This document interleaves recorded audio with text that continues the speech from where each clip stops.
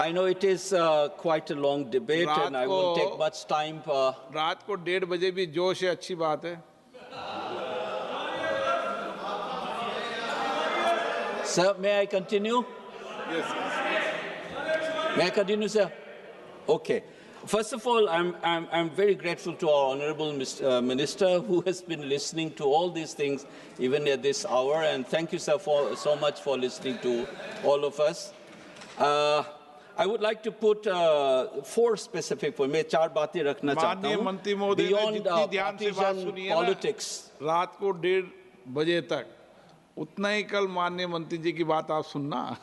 Okay, sir. We will listen, sir. I think आपकी तैयारी कुछ और है. Okay, sir. मैं 4 बातें रखना चाहता हूँ without wasting much time. First of all, I quite admire the fact that our Prime Minister is a very good orator, and his fascination, his government's fascination with acronyms, VB, G, Ram, G, the way they try to make this sounds, I think it reflective of the kind of rhetoric and oratory skill of the government, I suppose. But nonetheless, I have these 4 specific issues to suggest beyond partisan politics. First is that we have been saying about Gandhiji, and I know that BJP has some issues with Mahatma Gandhi. Nobody is perfect. In Mahabharata, I've learned that Yudhishthira, Lord Krishna, even they are not perfect. Once you are born as a human being, you will have some imperfections. I understand that you have problem with that, but fact of the matter is that you must acknowledge, like the rest of the world acknowledge, the role that Gandhiji played in our freedom struggle. And it is said there that entire modern world was changed the way we look at our world by 3 or 4 people, 3 Jews and 1 non-Jews. The 3 Jews are Sigmund Freud, Karl Marx, and Einstein. The only non-Jew who have changed the way we look at the world in our life is none other than an Indian called Mohandas Karamchand Gandhi. Please do not insult. Uska naam mitane ka koshish mat kijiye. That's my sincere appeal. For one more reason why Gandhiji should be respected. Because against the modernity that we want to recover Hindustani, our own culture and so on, Gandhiji's notion of Ram Rajya and his notion of Gram Panchayat is a reaction to modernist notion of modern state. Therefore, you should not try to insult Mahatma Gandhi. That's my first point. Second, this House has done 2 great things in the last 75 years by enacting 2 laws to my mind. As a student of social science, the first is RTI, and the second is this Manrega. One recognizes our right to inquire to the state, those who ever have power, like people, you and me, who sit here. The ordinary citizen have a right to ask for questions. Weber has said that there is a gap between the ruler and the ruled by putting up something called official secret. And RTI empowers our ordinary citizens. The other one is Manrega, which is rooted in the right to work, which is linked to Article 21, right to life. So please respect this. Manrega is rooted in right to work. Third point, if you wanted to bring in this law, please at least make the days that you have suggested 125 to 150 days, and please increase the wage to 500 rupees at least. Please think over that. Fourth, the last one, I expect that this concerns with our own citizens' right to work. So I would request the government, please learn to work in a cooperative fashion with the opposition as well. We should not be working in a vindictive partisan politics all the time. Whatever is concerned with the welfare of the people, especially the poor and the villagers, I think I would request our Honorable Minister, please think over it. Please hand over this to a select committee. Let's discuss it in more detail and bring it back to this House. These are my sincere appeal to the government. Thank you, Mr. Chairperson, Mr. Speaker. Thank you. अपनी बात को समाप्त हो, लेकिन जल्दी. अध्यक्ष महोदय, मैं आपका अत्यंत आभारी हूं कि इस विकसित भारत जी राम जी के इस महत्वपूर्ण विधेयक पर मुझे आपने अंतिम वक्ता के रूप में अवसर दिया है।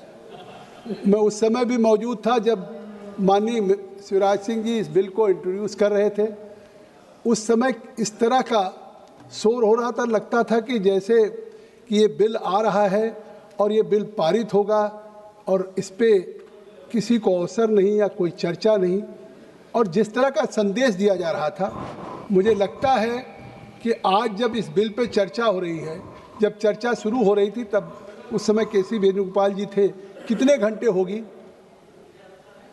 4 घंटे 6 घंटे।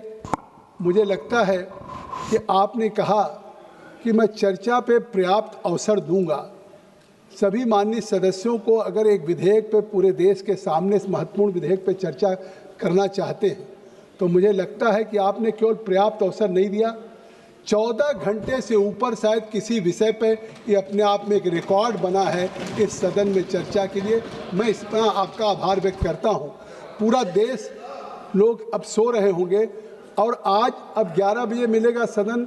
कल से सदन शुरू हुआ और दूसरे दिन सदन 18 तारीख तक चल रहा है, सब चल रहा है। मैं नहीं, आज ही 11 बजे, कल नहीं कह रहा हूँ, कल से शुरू हुआ था और आज 11 बजे शुरू हुआ।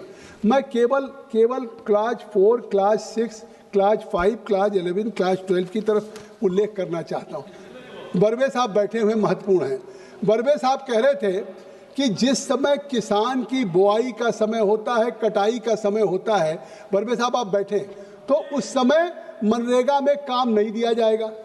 अरे वो जनप्रतिनिधि हैं, हम गांव में जाते हैं, हर गांव में सबसे बड़ी शिकायत थी कि साहब जिस समय हमको मजदूर की ज़रूरत पड़ती है, सबसे जब पीक आवर होता है एग्रीकल्चर में, बुआई का, कटाई का, सिंचाई का, उस समय मजदूर इसलिए नहीं मिलते कि वो मनरेगा में लगे रहते हैं। तो कम से कम आज 125 दिन अलग किया जा रहा है और बुआई, कटाई और निराई के समय उस मजदूर को अलग काम मिलेगा। मैं समझता हूँ ये ऐतिहासिक संशोधन लेकर के आए हैं, मैं बधाई देना चाहता हूँ शिवराज सिंह को। आखिर कितनी मजदूरों की कमी हो गई, गांव में मिलता नहीं। दूसरी बात कहा कि स्टेट को नज़रअंदाज कर दिया गया। मैं कहता हूँ या तो पढ़ते नहीं। आखिर सुरेश जी, आप क्लास 12 को देख लीजिए कि पहली बार इस फेडरल स्ट्रक्चर में भारत सरकार ने राज्य के ताकत को बढ़ाया है। पहली बार जो सेंट्रल ग्रामीण रोजगार गारंटी काउंसिल का गठन हो रहा है, इस संशोधन से मैं बधाई दूंगा माननीय प्रधानमंत्री जी को कि उसमें केंद्र सरकार के प्रतिनिधि होंगे तो राज्य सरकार के भी प्रतिनिधि होंगे, और उसके साथ साथ केवल केंद्र राज्य के नहीं होंगे, पंचायती राज संस्थाओं के भी प्रतिनिधि होंगे। पहली बार श्रमिक संगठनों के भी प्रतिनिधि होंगे और समाज के कमजोर वर्गों के भी प्रतिनिधि होंगे। अर्थात ये जो परिषद बनेगी ये पॉलिसी डिसीजन करेगी। मैं सेक्शन 4 और सेक्शन 6 की तरफ बात करना चाहता हूँ। केवल एक बात कि आप देखिए कि पहली बार अभी तक मनरेगा में क्या था, मनरेगा में अभी तक केवल काम ये था कि आप काम ये कर सकते थे कि गांव में सड़क का, खड़ंजा का, नाली का।